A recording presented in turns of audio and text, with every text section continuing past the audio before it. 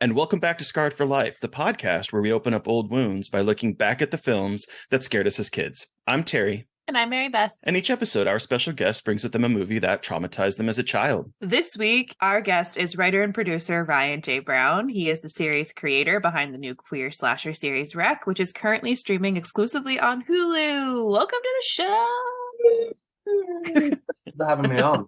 Thanks for joining us. As we said a little bit before we started recording, I'm a huge fan of your show, and I'm not 100% through with it. So can you tell our listeners a little bit about it, but don't give me any spoilers about what's to come? Yeah, I'll try. All right. Yeah. So Wreck, like you say, is a big, fun, queer, crazy slasher series set aboard a cruise liner.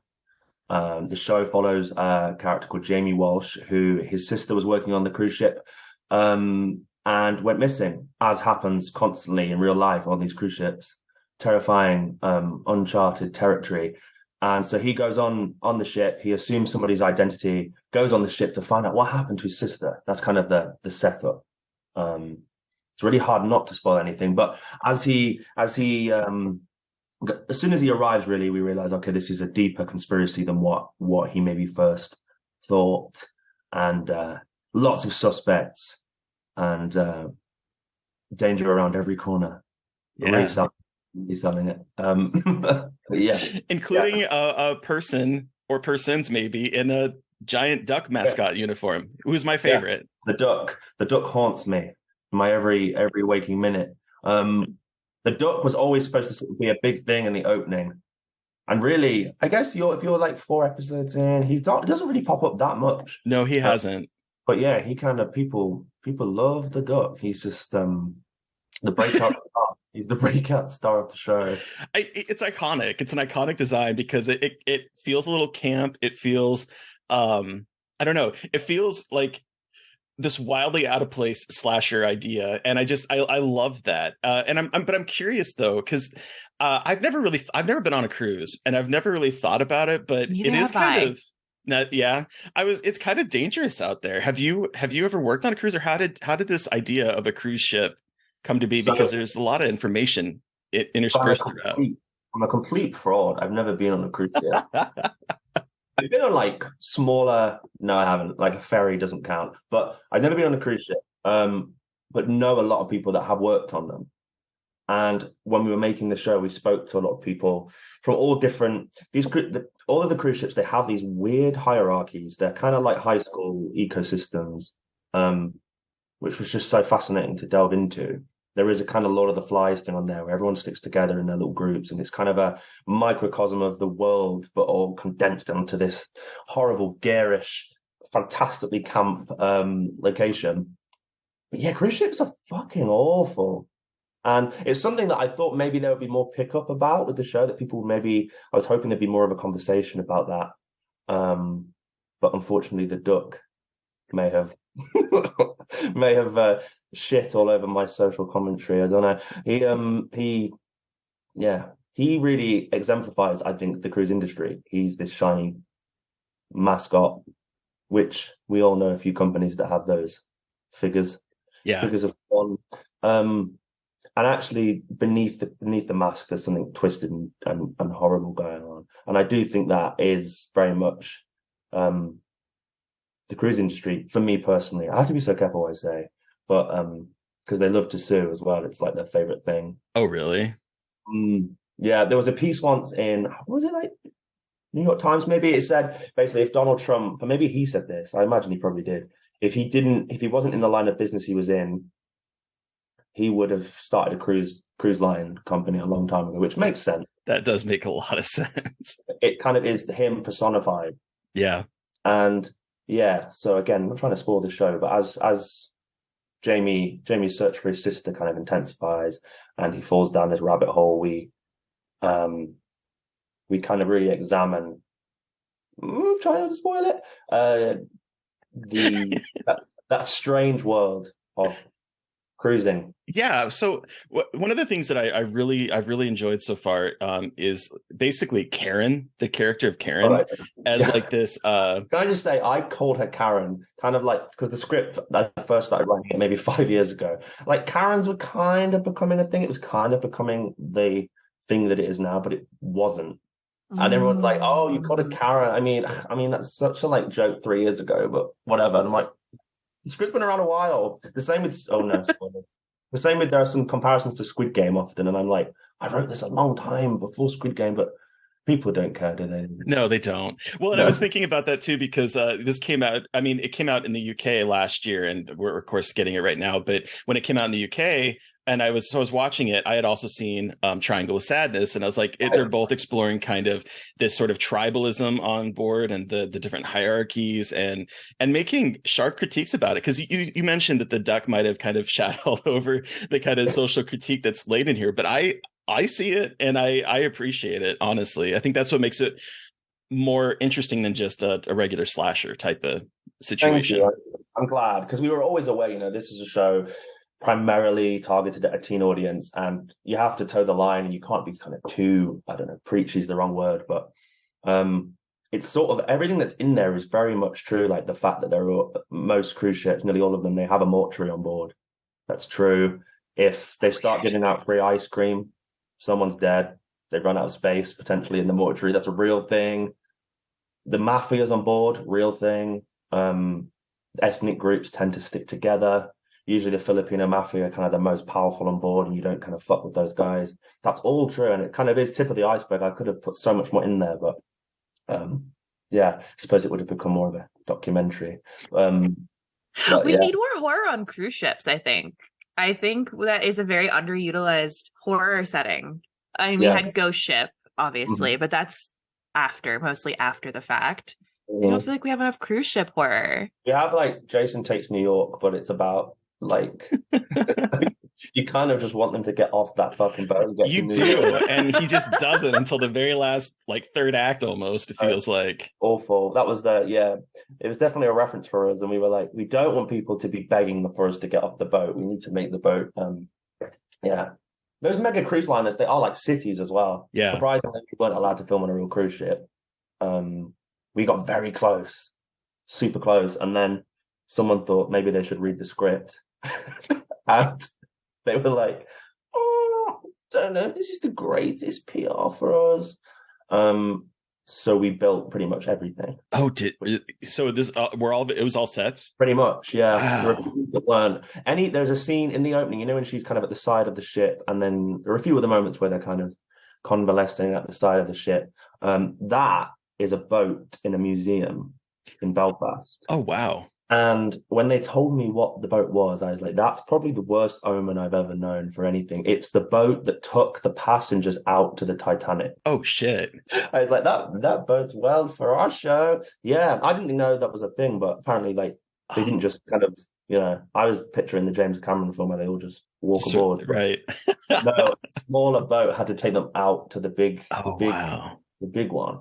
So that was the boat we used. So that was crazy. Walking around that boat, kind of, you could feel there was something there. There was a vibe that was deeply. Well, and I also love how queer the show is, and how it is very much about found family too. Like, there's obviously the slasher aspect, but I think something that I really loved was this queer found family aspect of queer people finding each other and finding like love and support when their families maybe are not the most supportive, and finding an environment that, while is terrifying, that they can still be themselves, like more uniquely themselves. And I also really love that, because we're seeing more of it, obviously, but it's nice to see it again in like a slasher, like you said, maybe more aimed for younger audiences, but like a horror show like this, and having that be such a big part of the show is really important, and I really appreciated that. Thank you. It was really important to me, like from the off. I remember there were questions asked. Like, "Oh, we love that there's a gay lead, but two gay leads, a gay and a lesbian together. How dare you? How dare you? Two. And we have an actress playing a trans character, but we don't talk about the fact she's trans. Why?" I'm like, but I think everyone realized that actually, they build these things up in their heads, and why not? Why not? And there's a lot of reasons why. And I love Vivian and Jamie's friendship. That's been something so good. Like, it's really like refreshing, isn't it? To see, it really is. I suppose take sexuality out of it. Having a female-male friendship like that kind of on screen is rare. Mm-hmm. And especially with Yeah. platonic, like a platonic friendship, like not something that's like a will they, won't they type of thing, but just like two friends that have found each other and are deciding to help each other out on this adventure. I love that, and I love this sort of by episode 4, this kind of family that is developing around these characters, because that's as far as I'm in right now. With like Cormac, the person that Jamie is, taking his identity for, which, by the way, the fact that he is just strutting around basically in his underwear for a lot of the first episodes, I was like, that would, as a person in such a small ship, that would have made me so uncomfortable as a gay man, to be perfectly honest. I have to admit, I made sure that was in the script. I'm shameless, but I thought, unless that's in the script, it might not happen.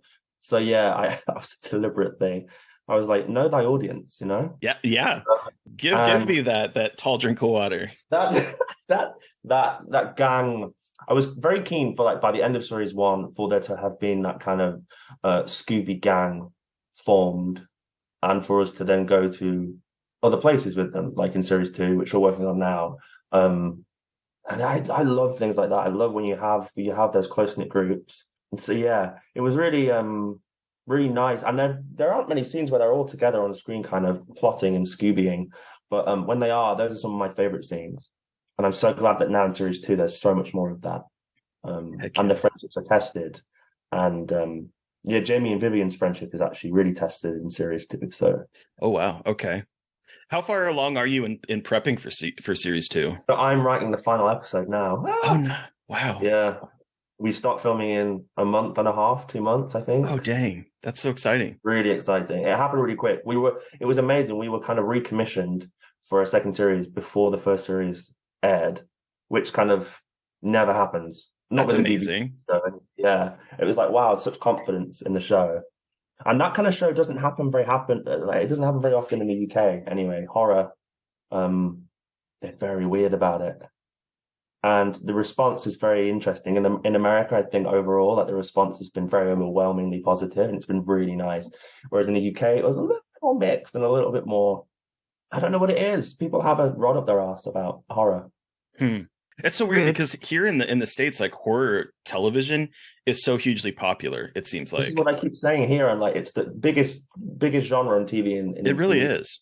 And if you look at the box office as well, it's like the thing that's bringing people into cinemas. Scream 6 just now. Like, I was yelling at my radio the other day because someone was like, "Are movie theaters dead?" And I was like, "Look at the box office for Scream." Like anyone could hear me. It's true though. It's really true. I think there's maybe in the UK a very particular idea of horror. Maybe I don't know. I don't really know what it is. Maybe it's just a TV thing. Whereas in the US, maybe there's people are just more open-minded, and all facets and all types of horror is appreciated potentially. Maybe. I honestly don't know. I don't know. America's open-minded about it. Yes, exactly. Ding, ding, ding. Ways to kill people, potentially. Well, I'm curious about, like, have you been a slasher fan I mean, I'm assuming maybe, but like, what's your relationship to the slasher genre / to horror genre in general? Yeah, I have always been a huge fan from a very young age. And it's kind of been an obsession of mine in the UK to get a show away that was slasher. With Rec, I would say, it's a funny one. It's series 2 for sure is a full-blown slasher. Okay. I've never killed so many people in so many different ways, and it's really intense. I sort of knew with series 1, because slashers aren't a big thing in the UK, I had to kind of like try not to spoil the show for you again. Kind of appreciate it. Kind of like lure people into a false sense of security in the UK at least before it goes full-blown slasher. So kind of, I would say series 1 is more murder mystery with slasher elements, maybe. I don't know. In general, I'm just a huge horror fan, and so series 1 is an amalgamation of all kinds of horror that I love in there.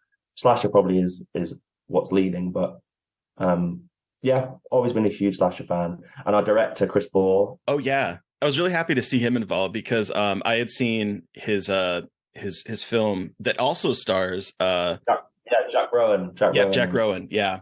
And so I was like, ooh, he's directing it. And I think he directs every episode, right? Yes, he did, which again doesn't happen very often in the UK, but we were kind of aware that, like, we're going as big as we can, and we want this to feel really kind of authored and so we managed to. I mean, he nearly died making it. The schedule was insane, I but can imagine. it really yeah. And what was nice was Chris. We filmed in Belfast, and Chris kind of has this crew that go with him everywhere, and Okay. he a lot of the crew I think had worked on his feature Boys from County Hell as well. So they're all genre fans, and they all kind of understood the assignment straight away, Hell yeah. which Hell yeah, that's helps. awesome. Yeah, and we got everyone the team's back together for series 2, which is exciting. Oh, good. He's back as the cool. director? Yeah, Chris is directing the first block, so the first 3 episodes. And he was like, I don't think I can direct the whole thing again without kind of collapsing. Yeah. And so we have another director directing the second block, Okay. which is that's all just sort of being finalized. But yeah, another really, really cool director. Hell yeah. Yeah. I'm trying not to talk about series 2 too much and spoil everything. I know. I'm sorry. I wanted to I was hoping to get more done with what we're doing, but we just are so far behind in our writing that I just I couldn't.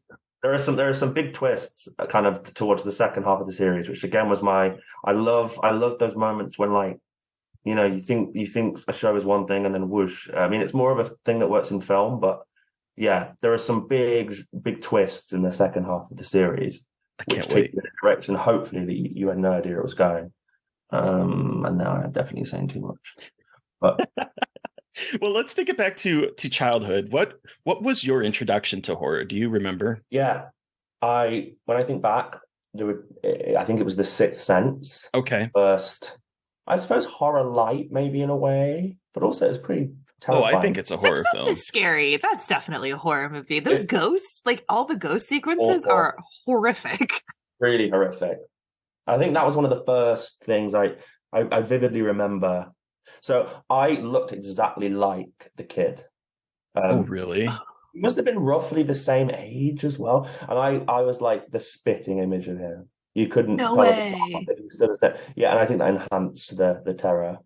I remember we went on a vacation once to somewhere random, I think it was somewhere in the Lake District, in the middle of nowhere in England. And we were on this boat, and there was a huge group of Italian tourists on there. They were all it was like a school group. And they went crazy because they thought I was. I think it wasn't that long after the film had come out. They thought I was him. Oh no! But obviously there was a language barrier. We didn't really know what they wanted from me. And they were taking pictures, and so I looked just like him. So that film was like watching a biopic that I never knew existed, I guess. You're in someone's vacation photo album that they met Haley Joel Osment, and there's pictures of you in someone's family photo album. Stories are told about you to this day. That happened once before. I must just look like a lot of different people. I was in a nightclub in London, and some American tourists were convinced that I was Neville Longbottom. So when you said that, I was like, I wonder if he's going to say Neville Longbottom. I really did. It was Neville, and I hadn't really checked in with Neville for a long time, so I just immediately thought Neville in the first film. I was like, I don't know what.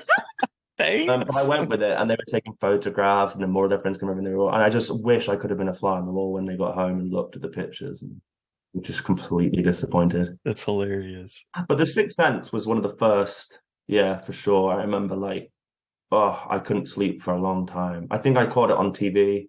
It's the scene with the girl in the tent. That scene I was going to choose The Sixth Sense as my film, but I saw somebody had done it, and someone beat me to it.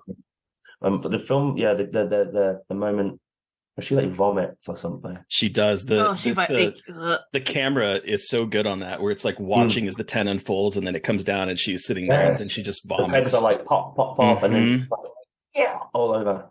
Yeah, and the lights, he's got a torch or something, and it's on his face, and it's really bright, and And there's another bit where there's a woman in a dressing gown, and she's holding pills or something. It's funny the things you remember that aren't actually what happened in the film. I seem to remember she was holding pills, and she slit her wrists. She had cut her wrists, and she look what you made me do in the kitchen, because that part got me as a kid, because she turns around in the kitchen, and I remember I watched it on TV as a kid, and her wrist, there's nothing on her wrist, and I was like, what the fuck is happening? And it was the edited version, so they didn't show you, so it didn't make sense. But yeah, I think that's what that. It's fucked up, whatever is happening in that part. It is very, yes. That's so funny that they edited the wrists out, the scars. That's The mad. things they do on American television when they very edit, weird, but it's yeah. wild. That's so strange. But yeah, that film was definitely. My dad also looked a bit like Bruce Willis as well. I'm not making that up. So Oh, like, Oh my shit. God, you and your dad walking. yeah, yeah. Oh, so that was one. There was also a TV series that no one seems to remember. It was called The Spooks of Bottle Bay, and it was like a kids series, a puppet thing. Very similar to. Do you remember Channel Zero? Mhm. Yeah. Candle Cove? I get confused because there's Cabot Cove. The first with the toothy Yeah. boy and the weird channel. Yeah. Yeah, and it's like there's a puppet kid show that no one else seems to remember except that's what it is like with this show, but it's on Oh, YouTube. wow. It's a real thing, and it was this kid show and it was about ghosts and stuff, and it was like a fever dream. It was terrifying. But no one seems to have ever seen it. I've never even heard of this. I'm pulling it I've up right never- now. I like my mum just used to stick the VHS on and I'm like, it just explains so much. Like, where the hell did you find this tape? In like some basement. Yeah. So that was a big one. Wow. Since we're on talking about things that scared you as a kid, let's talk about your pick. Uh-huh. Ryan, what movie did you pick for your Scarred for Life pick for us to talk about today? I picked Buffy the Vampire Slayer, the film. Hell yes. So for those of you, yes, this is the 1992 film, everybody, not the show. And in the film, flighty teenage girl Buffy Summers learns that she is her generation's destined battler of vampires, aka a slayer. Flighty. I love that. Flighty. That's courtesy of IMDb. Like IMDb. non-committal Buffy. That's funny. There's one specific scene in that film that I remember as a kid, late night TV. And like looking back now, I'm like, it's not actually remotely scary, but there's something about that film in general. The tone is so off and strange. Mm-hmm. There's something about that I think really got under my skin. It just kind of like, it's just a fucking weird film, really. It really is. It is tonally very weird. But so how old were you when you saw this? How did you see it? So you mentioned kind of a scene that looking back isn't that scary, but what was that scene? Give us kind of your horror story. So the scene is it's David Arquette at the window, hovering at the window. It's just been turned into a vampire like a couple of hours ago and has quickly gone to Luke Perry's apartment. Luke Perry looks magnificent in this film as well. Yes, he sure does. Yes. It's a lot. He had like a 3-picture deal. I love shit like that. Like, I didn't realize that was still a thing in the 90s, but he had a 3-picture deal with whoever the studio was.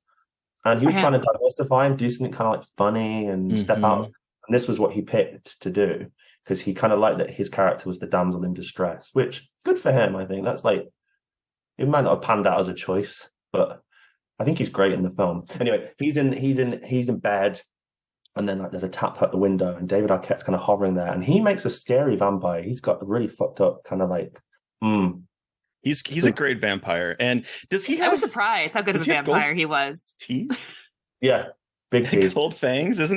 Because I kept like I didn't notice it till the very end. I was like, wait, does he have gold fangs? I love that little design choice. And he's like, come outside, or I'm really hungry. And there's just something about that scene. I don't know what it was. I just remember as a child. I think I was really young. I must have been like 12. Just having this fear that someone was going to appear at my window in the same way. And looking back now, the scene doesn't really have the same teeth. But it's interesting though, because that scene is kind of an homage to Salem's Lot. Have you ever seen Salem's Lot? Yes, yeah. With the little kid floating outside the window, and he's like, "Let me in," rapping on the window, which is a scene that has terrified a generation of people back then. So I love that this homage also kind of affected you as a kid. Yeah, probably not done as well as Salem's Lot either, really, but it's fun. It's funny. I think David Arquette is great in this too. He's really good in it. It makes you really like. There are a couple of actors in. I mean, the cast in this film is insane. Like when Ben Affleck like pops up for like a line, random second, right? I was like, wow. Apparently, he said it was one of his first gigs, I think, and he was really excited because he had a lot more, but he was basically cut from the film. He didn't know that. He kind of went to watch it, and no, poor guy. Hilary Swank is in it as like one of the Valley Girl gang, which I love. Get out of my facial. Yeah, oh my God.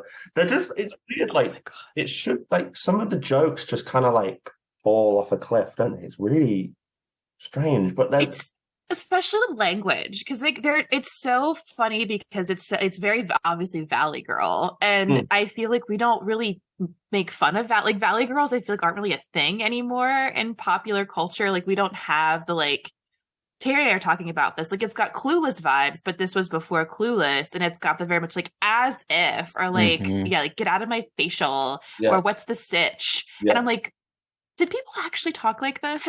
Or does Joss Whedon just like make up like the vernacular of what teenage I girls don't sounded know. like in Los Yeah, like, Angeles? did he create a lot of that through this, yeah, false idea of what did they call it? They're like mole dolls, right? That's what, like mole dolls. Hmm.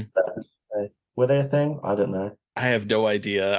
I grew up in the center of the country, so of the United States. So like none of this. If I when I was a kid watching this, this all felt alien to me because this definitely was not how it was in Nebraska in the middle of the country.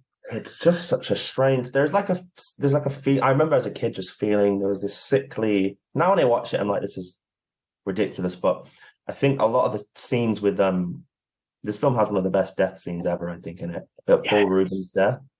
Oh, it's so good.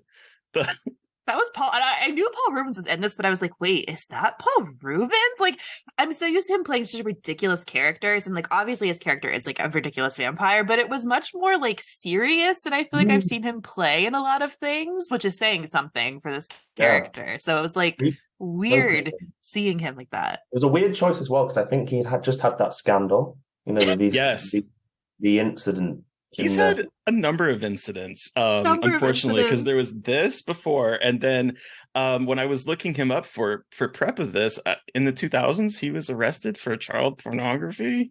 oh shit, really? Yeah, because he apparently is a big collector of like antique erotic art, and apparently he bought a big bulk of it, and some of the stuff in there were studies of nude teens from Hmm. like a long Hmm. time ago, and so he got put on a registry for 3 years, and it's like you're seeing this and it's like holy shit. And then also that like Christy Swanson, she's like a pro-Trumper. She was Yeah. in a film called Obamagate in which they're like it's just I'm like what is going on with this movie, because you have them and then of course Joss Whedon, who was really Yeah, huge in the 90s, and then now it's like they're starting to come out about his behavior on sets, and it's like wow, three different kind of problematic public figures in this movie. yeah, yeah. I love that, like, all that had just happened, and Paul kind of clearly thought, "What's the best film I could do now to clear up my image?" A campy horror comedy called Buffy the Vampire Slayer. In which I'm playing a fey and Obviously. effeminate vampire. Right? It was He is apparently really written good for a at it. woman. No, he's fantastic in this. He is. And you mentioned his death scene. I love his death scene and how protracted it is and that it continues into the credits. Like it's so good. And I remember they used that in the trailer, one of the trailers I saw. And so I saw the trailers for this when I was a kid, TV spots or whatever, and they had the ooh All ah right. like that moment in there, and I was like, I really want to see this. My dad rented it because my dad is a huge vampire fan, and I remember sitting down to watch it with him, and we got maybe 15 minutes in, and he said, "This is stupid," and turned it off. And Oh, so I was like, I wanted to watch it because I'm this little queer closeted boy, and I'm like, there's something about this that is like speaking to me.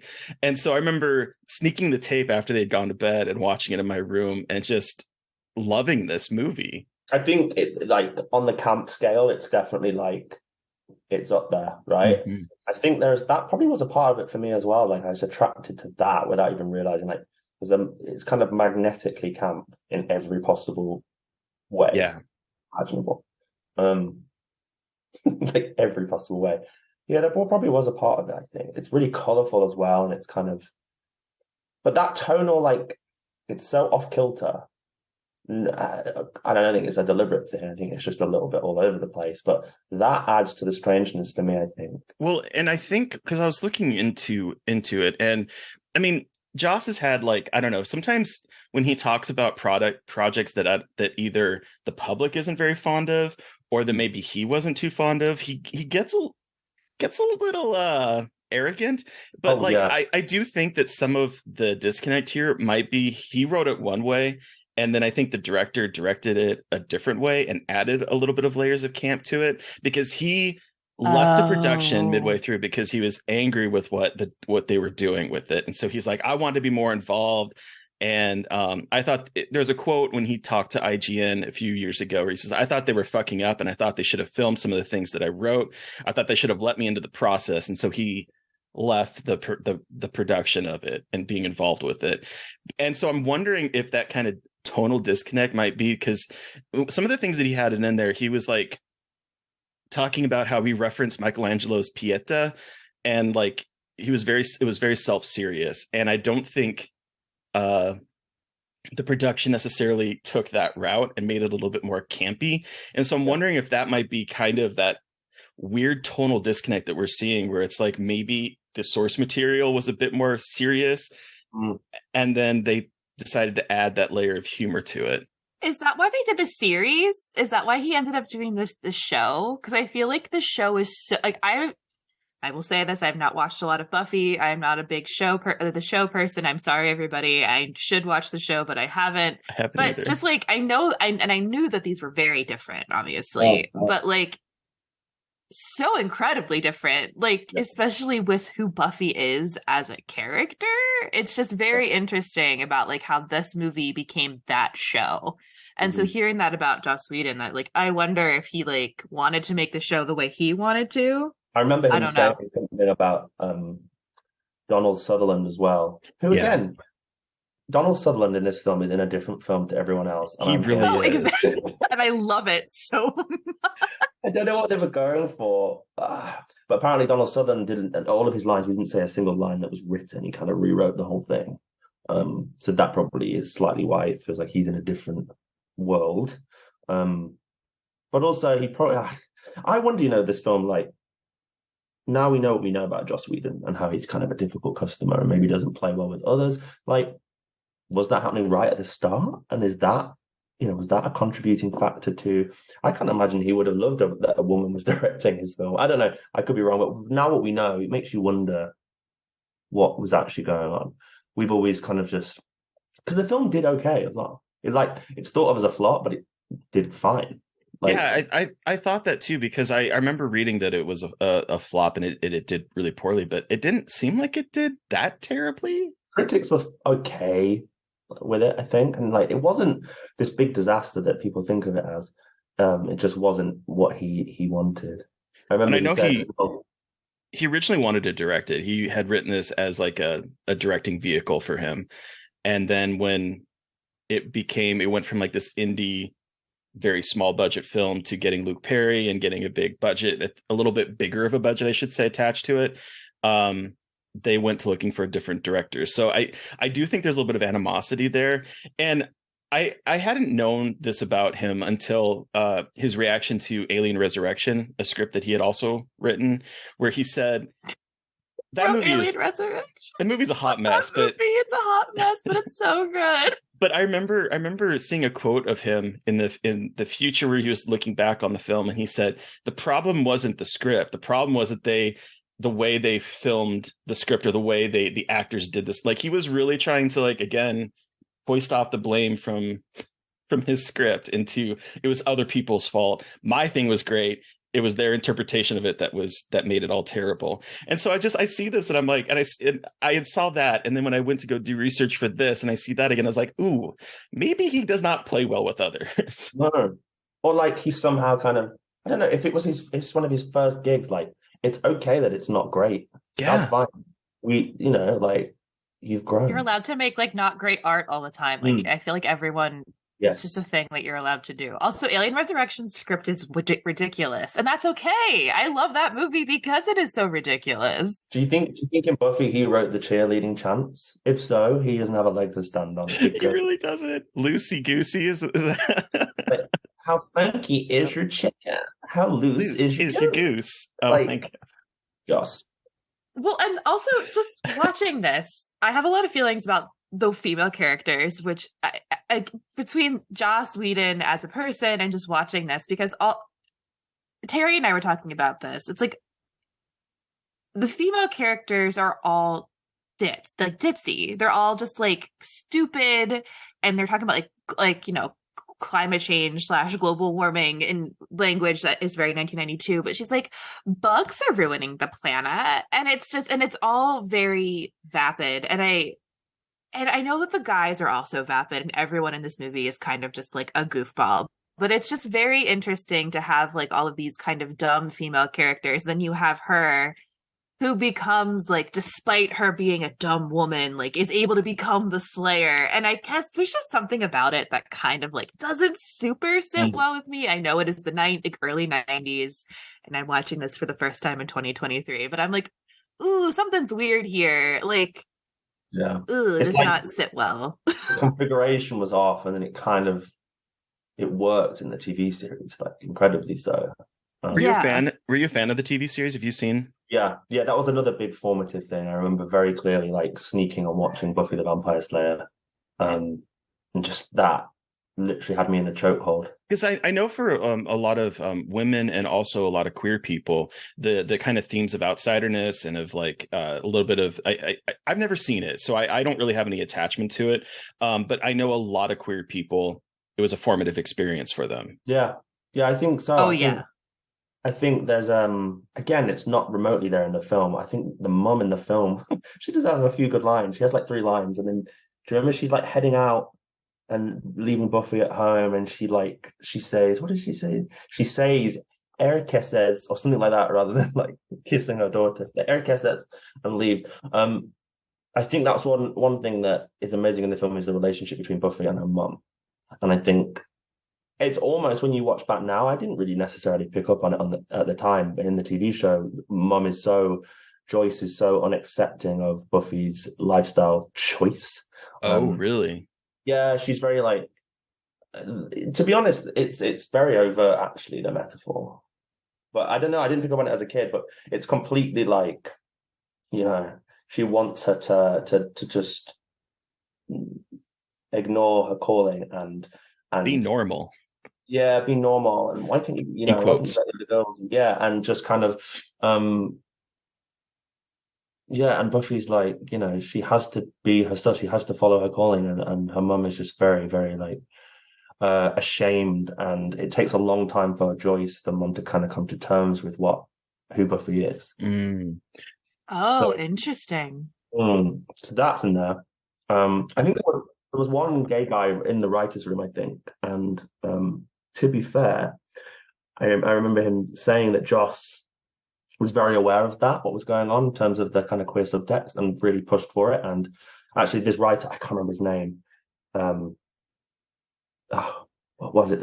He said something brilliant. That makes so much sense. I can't remember what it was now, but it was Joss was very aware of the queer subtext, and he very much like pushed for that wherever possible, which is amazing, really. You wouldn't have thought that. No, I think that think that's what makes him such a complicated person, because there's this real life situation with like the things that are coming out about what he said on the sets of Buffy or on the set of the Justice League, I believe it was. And so there's that, but then there's also like this, I mean, I guess in a way it's sort of like how people view J.K. Rowling now, right? Where it's like there's something that is very big for people, and then there's the public persona that is maybe not as great. But I do think that there's something about the queer subtext within Buffy and some of the things that he went on to do later that is, for a lonely queer teen, maybe closeted, especially in the 90s, dealing with that. I think that there's something really powerful about that show, even though there are a lot of issues. Yeah. The kind of the found family thing we were talking about earlier. Yeah. Right. Like, I'm pretty sure at one point Buffy's mum throws her out of the house. She's like, oh wow. Buffy kind of comes out as a Slayer, and her mum's like, no, and throws her out. And so she kind of really relies on the friends that she's made who love her for who she is. So that's very powerful. It really is. It's just then, unfortunately, when you get further into the show, you have it's quite notorious, the big bury your gays moment with Willow, and you kind of think, on the one hand, I know how difficult it was for them to even have two queer characters on a primetime show like that at that time. I remember Alison Hannigan's talked a lot about how, like, you know, there were scenes where Angel and Buffy were like open mouth kissing, dry humping on a gravestone, and she couldn't even really hold Tara's hand or peck her on the cheek in the right way. And it was very kind of like mad. So like he kind of think, oh, good for them for trying, and they got it wrong, I think, but like attempts were made, and I kind of appreciate that. You mentioned the mother though in the movie, and one of my favorite scenes. There are a couple scenes in here that really made me cackle, and one of my favorite is when Buffy comes home late and her mom is like, "What time is it?" And you think it's going to be like the mom like, "Do you know what time it is, young lady?" And she's like, "It's like 10." She's like, "Oh, we're late. My clock isn't working." Like it's so funny because it's like such a reversal of expectations of the mom role being sort of like, "Where have you been, young lady?" type of thing. And that moment made me cackle. But then the other one is the moment that scared you as a kid. I love that Luke Perry's character Pike, his reaction to Benny floating outside his room is like, "Go home, Benny." And he's like, "I'm hungry." And he's like, "You're floating. Come on, man." It's such a funny line because, again, any real world reaction to this, if you see your best friend floating outside your room with like fangs, I'm like, what the fuck? But his reaction is like, "Go home." It's almost like, "Go home, you're drunk." Yeah, literally. He's like, that's so true. I wonder if that made it scarier for me when I was a kid as well, that it wasn't sort of the melodramatic response. It was like a strange off-kilter response to, I don't know. My favorite line is when the head vampire goes, "I want to go to a dance." And instead of just killing everyone immediately, he's like, "Let's just wait till tomorrow. I want to go dancing." And I was like, I love a vampire with his priorities straight. I love again, very, very camp and gay to me about being like, I want to go to a dance. Like, I'll save my murder to have like a big set piece at a teenage dance. And I just think that is incredible. Yeah. And it's just, this movie's ridiculous, and I'm very glad I saw it. And I was watching it, my husband was like, "I really want to watch that." I'm like, "Really?" He's like, "Yeah, I've heard it's kind of fun." I'm like, "It is pretty fun. It's stupid, but like it's really fun and silly." And I kind of love Donald Sutherland being in a very serious vampire movie while Christy Swanson is very much not in that movie, and it is just very good. I would watch a bunch more movies with the two of them together. I will say I loved them as a pair. Yeah, she's really good in it, isn't she? It's a shame that she's like, gone down the path she's gone down. But she's She's some great lines, man. I want to graduate high school, move to Paris, marry Christian Slater, and die. Like iconic bucket list. I really respect a woman who knows what she wants. Yeah. She's really great with Luke Perry. They do have really good chemistry. They really do. They do. They do. He's the only character that doesn't really carry over to the film, to the TV series. Well, there is a Spike, and his character in the film is Pike. That's true. Oh, yeah. Maybe Joss likes Ikes. I don't know. He is that. There's no Willow either, but yeah. There's just, I think it's sort of like, there are moments where it's like kind of gross out comedy, but it doesn't quite land, and then it's kind of serious. And then you have like a flashback to like medieval Europe with really bad sets. It's so bad, like porn bad. It was like, and it just unsettles. It does. Like what? Rutger Hauer kind of just like camping around. What a great vampire he is. Oh, that was Rutger Hauer. I was like, I know who this is. Like, I saw it in the credits and like just didn't connect the dots, because it's so funny seeing Rutger Hauer again as a campy vampire. Like, we're so used to seeing him in serious roles, and he's just like in terrible makeup in that out. Like he looks like a spirit Halloween Dracula, and I love it.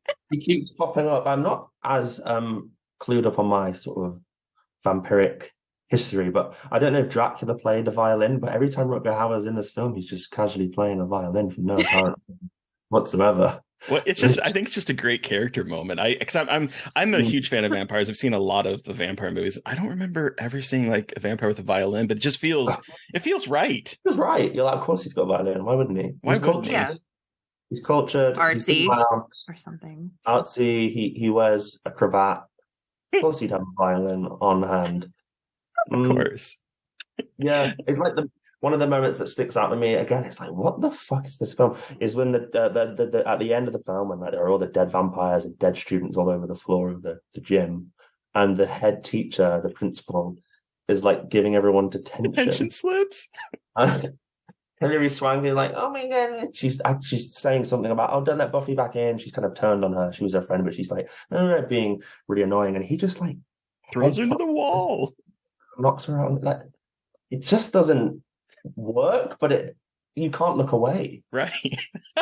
Exactly. It's like makes no sense, but I love it. It's just I think it feels like it knows it doesn't make sense. It's just kind of weird, and I loved it. I'd love to know which day, like what point Joss walked off set. Like what scene was that? I do wonder as well, because like, so Mary Beth, you mentioned the line about graduating high school, yada yada yada, right, and wanting to marry Christian Slater and the dying. I guess the original line in the script was wanting to marry Charlie Sheen. And I'm like, okay, that feels a little bit more out of touch with like teens than like Christian Slater, who was doing Heathers. And there's like all of that, like, he was a big commodity coming into the 90s. And so there was that change. And then the other change I know for sure that was added by the director was the final dance between Pike and Buffy, where he says, I saved you a dance. She's like, are you going to ask me? And he's like, I suppose you want to lead. And she says, no. And he says, me neither. That was all not originally in the script. And I think it's such a interesting way to end it, because it's like they're both like seeing each other as equals, and it's like, do you want to lead? No, we're not, none of us are going to lead. We're just going to share this moment. And it's such a I don't know, it's such a fitting ending to this movie that I'm curious how it would have ended with Joss's original script. Yeah, I'm hesitant to.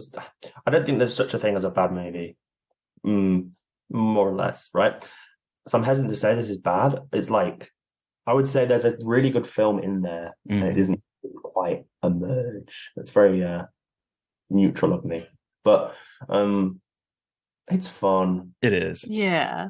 And without it, we wouldn't have got the masterpiece that is the TV series. So yeah, it's true. I mean, that cultural zeitgeist of that is because of this movie, honestly. And to Joss, maybe the failing of this movie is the reason that we have that. And I think that's interesting. Before we do wrap up, though, some of the dialogue, some of the lines in here are really great. And I know this is going to tie into our rating, but the line when the very beginning, when we have like all of these characters going about and living their life, and there's news reports and they're talking about people being murdered and whatnot. And one of the news reporters says that what's happening, what's these dead bodies have what looks like a really gross hickey on them.